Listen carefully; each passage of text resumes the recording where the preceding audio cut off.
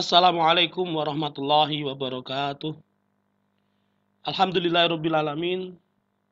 Hamdan syakirin, hamdan na'imin, hamdan ni'amahu wa yukafi'u mazidah. Ya Rabbana lakal hamdu kama yanbaghi li jalali wajhikal karimi wa 'azimi sultanik. Allahumma shalli wa sallim ala Muhammadin wa ala alihi wa sahbihi wa man tabi'ahum bi ihsanin ila yaumiddin. Amma ba'd. Iman fiddin rahmatullahi alaikum. Para pemirsa channel YouTube yang berbahagia, khususnya para santri Mahat Stehamfara, dimanapun antum berada. Alhamdulillah, summa alhamdulillah, pada sore kali ini kita akan mengkaji kitab At-Tibyan fi Adabi Hamalatil Quran. Insyaallah nanti secara periodik kita akan tuntaskan kitab ini karena kitab ini memiliki 10 bab. Ada kitab yang saya pegang ini yang terjemah ya. Ada sekitar 210 halaman lebih. Sehingga tidak cukup dalam satu pertemuan ini saja. Untuk itu marilah kita buka dan kita mulai dengan membaca umul kitab liridhoillah wali syafaati Rasulullah Muhammad sallallahu alaihi wasallam. Al-Fatihah. A'udzu billahi minasyaitonir rajim. Bismillahirrahmanirrahim. Alhamdulillahirabbil alamin arrahmanir rahim maliki yaumiddin. Iyyaka na'budu wa iyyaka nasta'in. Ihdinas shiratal mustaqim. Shiratal ladzina an'amta 'alaihim ghairil maghdubi 'alaihim waladdallin. Amin. Raditu billahi robba wa bil islami dina wa bi Muhammadin nabiyya wa rasula. Rabbi zidni ilma warzuqni fahma. Rabbi shrah li sadri wa yassir li amri wahlul 'uqdatam min lisani yafqahu qawli amma ba'd. Alhamdulillah, mari kita buka dulu slide-nya. Nah, ini dia.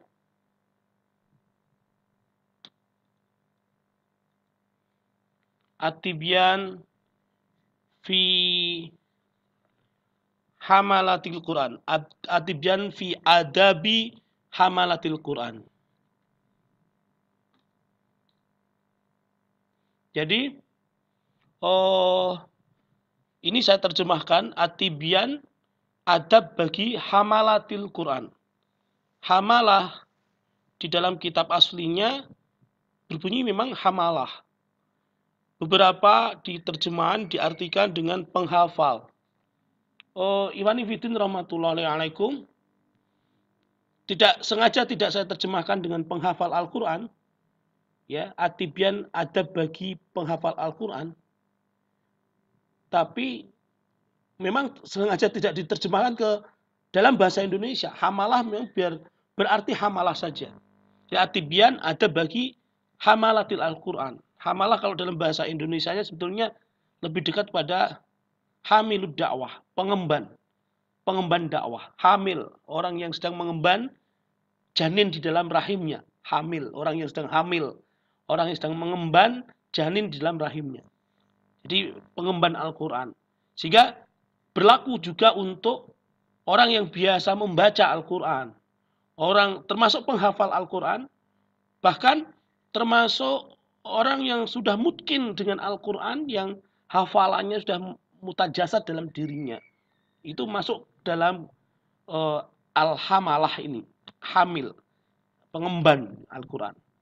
Belum lagi kalau kita pelajari lebih jauh tentang mukri ya. Mukri itu sebenarnya istilah bagi pembaca Al-Quran. Orang yang diutus Rasulullah SAW, ya, sahabat yang diutus oleh Rasulullah SAW ke Madinah pertama kali untuk mengajarkan Al-Quran itu Mus'ab bin Umair. Di dalam kitab Ad-Daulah Al-Islamiyah, Syekh Taqiyuddin An-Nabhani menjelaskan itu mukri'ul Quran.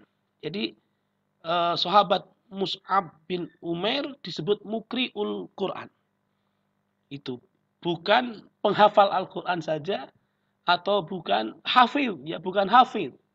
Hafid itu justru malah untuk ilmu hadis. Biasanya ulama-ulama klasik, Al-Hafidh Ibnu Hajar Al-Asqalani itu hafal hadis, ya, hafal ilmu hadis. Tapi seiring berkembangnya zaman, Al-Hafidh malah bergeser kepada Al-Quran karena ada distorsi, ada penurunan makna, ya. Itu kalau dulu Al-Hafidh otomatis hafal Al-Quran, selain hafal Al-Quran hafal hadis gitu loh. Tapi sekarang Al-Hafidh jadi untuk Al-Quran saja, pada mestinya Al-Hafidh itu juga untuk hadis. Nah, iwan fiddin rahmatullahi alaikum, At-Tibyan adab bagi hamalatil Quran. Ini kitab yang saya pegang sekarang, ya, Tibyan adab penghafal Al-Quran. Di dalam terjemahan disebutkan penghafal, ya. Tapi sebagaimana yang tadi Abi jelaskan bahwa At-Tibyan fi adabi hamalatil Quran, hamalah itu tidak melulu pada penghafal. Ya, bisa untuk yang biasa membaca Al-Quran, yang biasa berinteraksi dengan Al-Quran, ya, yang intinya pengemban Al-Quran, begitu. Nah, iwani fiddin rahmatullahi alaikum, kita lihat daftar isi kitabnya dulu. Di dalam kitab At-Tibyan fi adabi hamalatil Quran ini ada 10 bab, ya. Bab 1 tentang keutamaan pembaca dan penghafal Al-Quran. Bab 2 tentang keutamaan qiraah dan ahlul qiraah. Bab 3 tentang keharusan memuliakan ahlul Quran dan larangan menyakiti mereka. Bab 4 tentang adab guru dan murid saat belajar Al-Quran. Adab guru Al-Quran dan adab murid Al-Quran, ya, ketika mereka berinteraksi di dalam belajar Al-Quran. Jadi khairukum man ta'allama Al-Quran wa 'allamahu. Sebaik-baik adalah orang yang belajar, berarti dia guru, dan mengajarkan, berarti dia belajar, berarti dia murid, dan mengajarkan, berarti dia guru Al-Quran. Jadi sebaik-baik adalah guru dan murid yang sedang belajar dan mengajarkan Al-Quran. Bab 5 tentang adab para penghafal Al-Quran. Nah, ini khusus penghafal Al-Quran disebutkan dalam bab 5. Jadi ada pembaca Al-Quran, bab 6, ya. Khusus adab bagi pembaca Al-Quran ada di bab 6. Kemudian adab terhadap Al-Quran. Ini adab terhadap Al-Qurannya. Al-Qurannya, kalau tadi adab para penghafal Al-Quran, adab membaca Al-Quran. Nah, bab 7 ini adab terhadap Al-Qurannya. Jadi ingat, adab itu merupakan hukum syarak, ya. Akhlak itu merupakan hukum syarak yang menyatu pada perbuatan seorang muslim. Ya, ketika seorang muslim membaca Al-Quran, akhlaknya bagaimana, adabnya bagaimana membaca Al-Quran itu. Ketika seorang muslim itu sedang belajar, sedang mengajarkan, sedang menghafalkan, atau bahkan sedang memegang Al-Quran misalnya, dan lain sebagainya, termasuk dalam ibadah atau muamalah yang lain, dalam seluruh perbuatan seorang muslim itu memiliki adab, menyatu padanya akhlak. Ya, begitu. Kemudian bab 8, ayat dan surah yang dibaca pada waktu-waktu tertentu atau keadaan-keadaan tertentu. Ini juga ada di dalam kitab ini. Bab 9 tentang menulis ayat dan memuliakan mushaf. Dan terakhir bab 10, akurasi nama dalam kitab At-Tibyan. Jadi ada jadwal-jadwal, ya, ada tabel-tabel yang kemudian di situ dijelaskan tentang keakuratan, ya. Di bab 10 itu tepatnya ada di halaman 201. Akurasi nama dan bahasa dalam kitab At-Tibyan sesuai urutan letaknya, ya. Nanti dijelaskan pada akhir bab ke-10. Nah, iwani fiddin rahmatullahi alaikum, kita masuk bab pertama. Namun untuk itu, sebelum masuk ke bab pertama, kita belajar dulu dari Al-Quran surah Fatir ayat 29 sampai 30. A'udzu billahi minasyaitonir rajim. Bismillahirrahmanirrahim. Innalladzina yatluna kitaballahi wa aqamus sholata wa anfaqu wa anfaqu mimma razaqnahum sirran wa alaniyatan yarjuna tijaratan lan tabur. Wa anfaqu mimma razaqnahum sirran wa alaniyatan yarjuna tijaratan lan tabur liyuwaffiyahum ujurahum wa yazidahum min fadli innahu ghafurun syakur. Sesungguhnya orang-orang yang membaca kitab Allah, kitab Allah maksud membaca Al-Quran, wa aqamus sholata wa anfaqu mimma razaqnahum sirran wa alaniyah yarjuna tijaratan lan tabur. Mereka berharap adanya perdagangan yang tidak akan merugi. Yuwafiyahum ujurahum, untuk menyempurnakan pahala mereka, wa yazidahum min fadlih, dan menambahkan kepada mereka karunia-Nya Allah Subhanahu wa taala. Sesungguhnya Allah Subhanahu wa taala itu zat yang maha mengampuni dan maha mensyukurinya. Quran surah Fatir ayat 29 sampai 30. Ikhwani fiddin rahimakumullah. Ada hadis di dalam bab 1 itu, khairukum man ta'allamal Qur'an wa 'allamahu. Rawahu Imam Bukhari. Sebaik-baik kalian adalah orang yang belajar Al-Qur'an dan mengajarkannya. Pelajaran dari hadis bisa kita petik bahwa di antara sebaik-baiknya manusia adalah yang belajar dan mengajarkan Al-Qur'an. Antara belajar Al-Quran dan mengajarkannya merupakan proses yang menjadi satu, bukan terpisah sendiri-sendiri. Perhatikan, di situ ada wawu atof, ya. Man ta'allama wa 'allama. Jadi man ta'allama wa 'allama. Jadi khairukum, sebaik-baik kalian adalah man ta'allama, orang yang mengajarkan, orang yang belajar. Ta'allama itu belajar Al-Quran. Tapi tidak berhenti di situ. Hadisnya ada wa'allamahu, dan mengajarkannya. Wawu atof ini meniscayakan pemahaman bahwa ada pada diri orang itu belajar dan mengajarkannya menjadi sifat yang menyatu pada dirinya. Itu. Jadi kalian yang sekarang sedang belajar Al-Quran, jangan berhenti hanya belajar saja. Maka lanjutkan dengan mengajarkannya atau mendakwahkannya. Begitu juga kalian yang sekarang pada saat ini berstatus sebagai guru Al-Quran, jangan cepat merasa puas. Aku guru Al-Quran, naudzubillah min dzalik. Tetap, meskipun guru Al-Quran, tetap harus menambah pengetahuan tentang ke-Al-Quranan. Ya, karena wahyu itu betul-betul rahasia Allah, menjadi hidayah taufik. Itu harus sadar bahwa menjadi guru Al-Quran bukan sesuatu yang sempurna. Tetap harus berproses, harus mau juga belajar. Sehingga tidak ada, bahasa saya itu, tidak ada kesombongan intelektualitas. Na'udzubillah summa na'udzubillah. Ya, rawahu Imam Bukhari. Man qara'a harfan min kitabillahi falahu hasanatun. Barang siapa membaca satu huruf dari Al-Quran, maka baginya ada kebaikan. Satu kebaikan. Wal hasanatu bi asyri amsalihha. Ya, satu kebaikan ini akan dilipat gandakan menjadi 10 kali. Bi asyri amsalihha. Jadi satu kebaikan di dalam satu huruf Al-Quran itu akan dilipatkan menjadi 10 kali. La aqulu alif lam mim harfun. Alif lam mim, ya. Alif lam mim itu tidak disebut satu huruf, enggak. Bal alifun harfun. Tetapi alif sendiri, lam sendiri, mim sendiri. Berarti di situ ada 3 huruf. Huruf alif, huruf lam, huruf mim.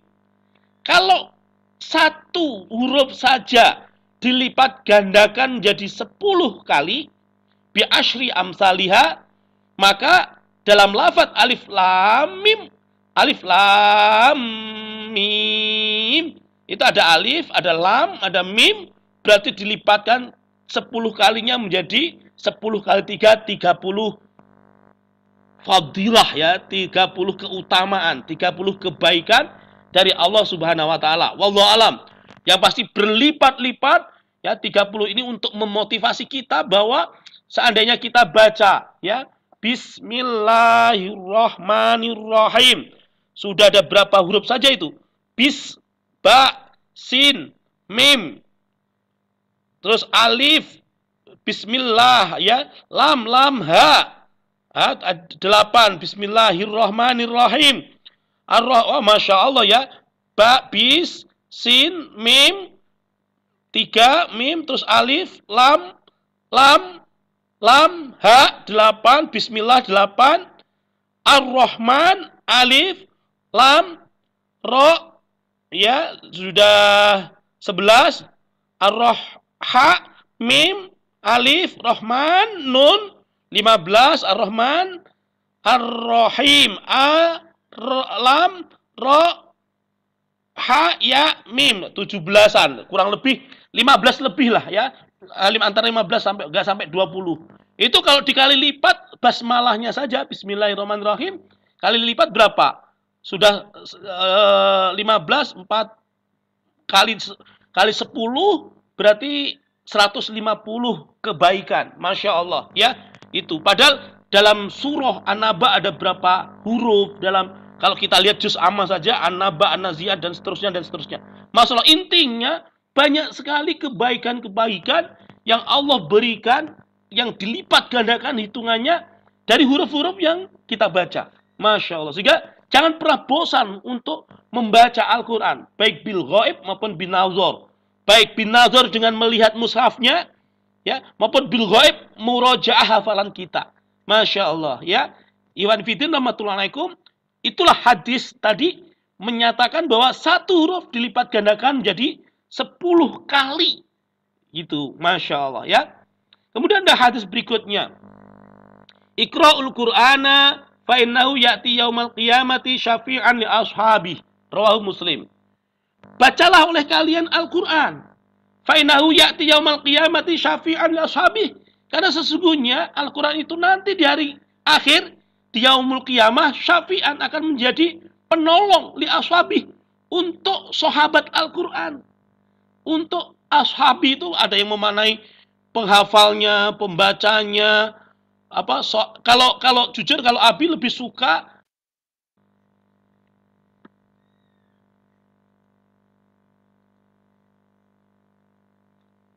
langsung apa adanya, li ashabiyya, sahabat Al-Qur'an. Namanya sahabat itu di situ bermakna suhbah.